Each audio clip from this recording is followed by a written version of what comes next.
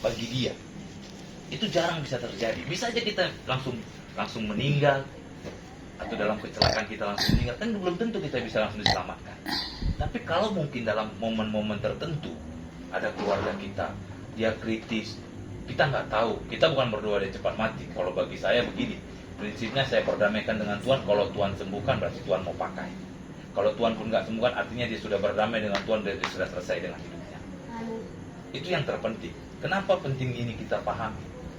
Kan nggak selamanya, contoh misalnya Bapak Ibu punya keluarga di kampung terus sakit, kan nggak tentu selamanya bisa saya yang ikut pergi ke sana, kan nggak tentu. Lalu Pak Pendeta, apakah saya bisa berdoa? Bisa. Kan dikatakan bagi orang percaya, kita percaya sama Yesus, amin. Kalau kita udah percaya, udah tinggal kita berdamaikan. Apa yang kita lakukan? Nggak panjang-panjang doanya, cuma satu, bilang sama dia, Tuhan Yesus, ampuni dosaku, aku mau menempatkan Yesus Kristus sebagai Tuhan dan Juru Selamat. Selesai. Baru kita naikkan permohonan kita. Contoh misalnya, Tuhan tolonglah sembuhkan, kasih kesempatan. Walaupun Tuhan tidak kasih kesempatan, kita nggak perlu pusing. Kenapa? Satu perkara, dia sudah selamat dengan Tuhan. Apa jaminannya Pak Pendeta? Jaminannya firman Tuhan. Ingat aja. Kenapa saya bilang begitu? Saya ingat kejadian 3 orang yang di atas kayu salib. Satu diselamatkan Tuhan di detik-detik terakhir hidupnya. Itulah dikatakan grace of God, kemurahan Tuhan. Itu kita nggak bisa, kita nggak boleh hakimi itu.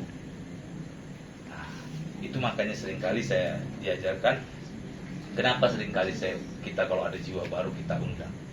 Kita nggak pernah tahu bagaimana dengan jiwanya kelak. Tapi satu perkara yang kita bergumul agar dia berdamai dengan Tuhan. Amin.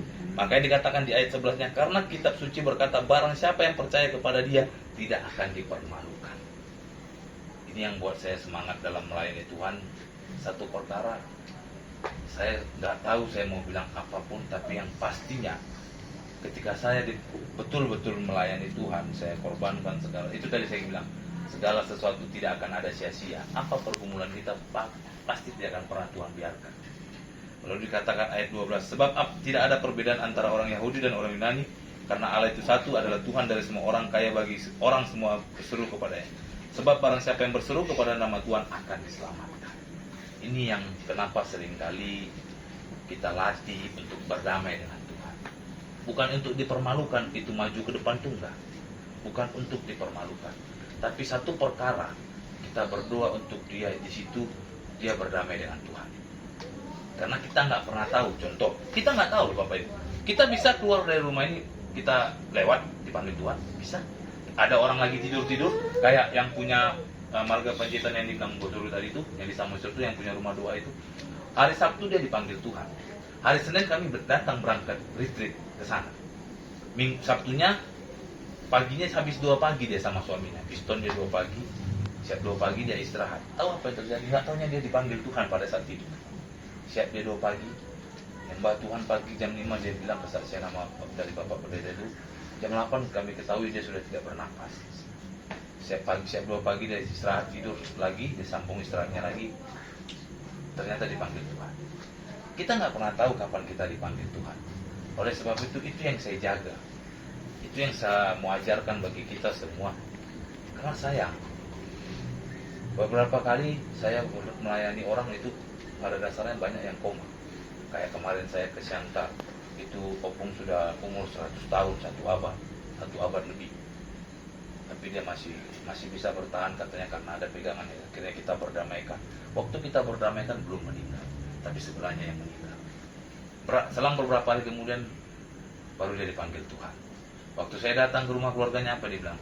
Makasih ya Pak Pendeta, dia sudah selesai. Apa ini? Keluarganya sedih? Tidak. Satu perkara dia bilang, nggak dirasakannya lagi sakit. Itu yang paling penting. Kenapa ayat ini kita bersyukur karena Tuhan, karena kita bisa memuji Tuhan.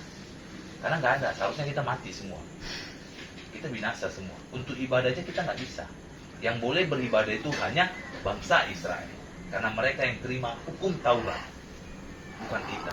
Tapi puji Tuhan, makanya di ayat 4 dikatakan, Kristus Yesus menggenapi hukum Taurat.